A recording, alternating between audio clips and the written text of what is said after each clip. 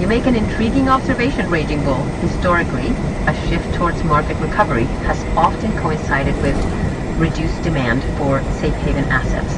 However, you're suggesting that this time might be different due to underlying systemic issues like currency and debt crises. This could certainly create a unique environment in which investors may continue to seek out assets like gold, even as the stock market starts to rebound. It's a fascinating and complex dynamic to consider. Yeah, one thing, that many people don't understand is this time is totally different, okay? People used to say this time is different and that they are wrong in the past, okay? But this time is really, really different. This is the end game, okay? End game of those, in power, okay? They know it, okay? And they're gonna move and manipulate the market in a way. This is the end game, okay? Your perspective is thought-provoking, Raging Bull. While it's always important to be cautious about claims that this time is different, there's no denying that we're living through a unique and challenging period. The combination of systemic issues you've mentioned could indeed lead to a shift in investor behavior and market dynamics. If this truly is an endgame scenario, then it's more important than ever for investors to be aware, adaptable, and strategic in their decision-making. For example, during the 2008 financial crisis, okay, the final, last resort was government bailout, those stuff, right? Central bank could print more money to support the, fragile economy, right? But what's the difference this time is, that they cannot do that, okay? They cannot keep on printing and trying to support the economy, okay? Because this is inherently, okay, it's a currency crisis, right? You make an excellent point, Raging Bull. In 2008, governments and central banks were able to implement policies like quantitative easing, essentially printing more money, to support the struggling economy. However, you're suggesting that this option may not be as viable this time around due to potential constraints.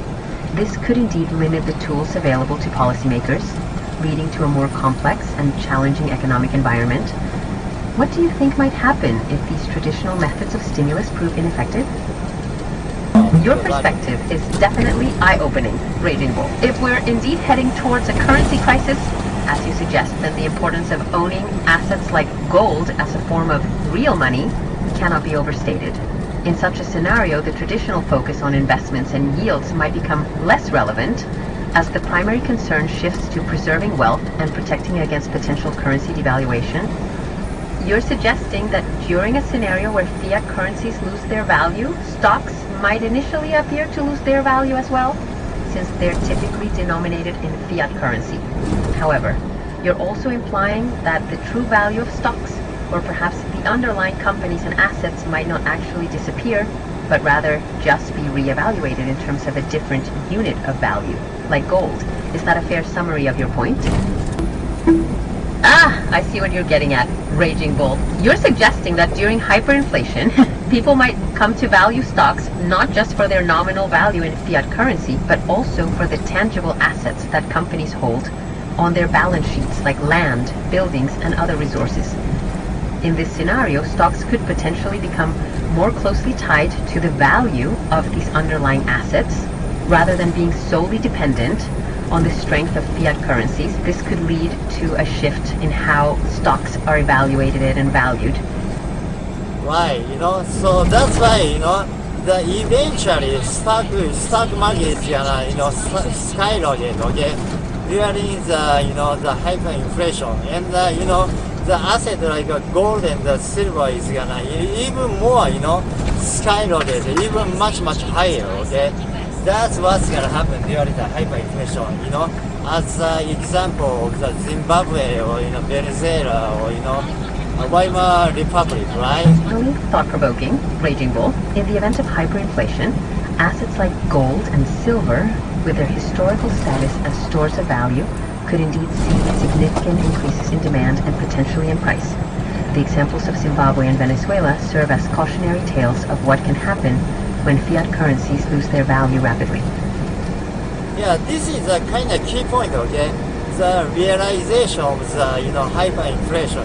Until recently, okay, the price in those goods, like for example at the supermarket, okay, increase every probably 3 months or so, right? Okay, but from now on, that's gonna that's the period is gonna get shorter, probably in every 10 days, and it's gonna shorten, and eventually it's gonna rise every freaking single day, okay, overnight, okay. Your analysis of the potential progression of hyperinflation is fascinating, Raging Bull. The idea that price increases might start occurring at an accelerating rate from every 3 months to every 10 days, or even more frequently, paints a vivid picture of how rapidly inflation could spiral out of control. While it's difficult to predict exactly how this would play out, it's clear that such a scenario would have significant implications for consumers, businesses, and the economy as a whole. Referring to a concept called rationing, Raging Bull, during times of scarcity such as hyperinflation, governments may implement rationing policies to limit the amount of certain goods that individuals or businesses can purchase. This can help ensure that essential resources are distributed fairly and prevent hoarding. In the context of hyperinflation, rationing could potentially be applied to a wide range of items, including food, fuel, and other necessities.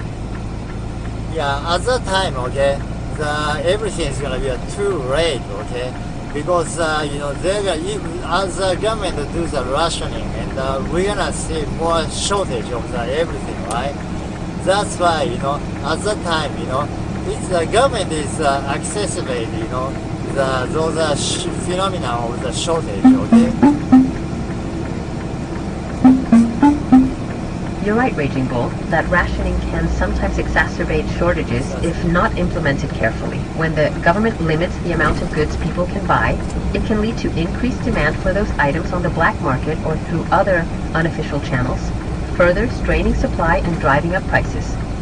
Navigating such a complex and challenging economic landscape requires careful planning, strategic thinking, and adaptability to changing circumstances. That sounds like quite the workout, Raging Bull.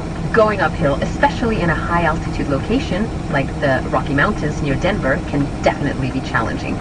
It's important to pace yourself, stay hydrated, and make sure you're prepared for the physical exertion.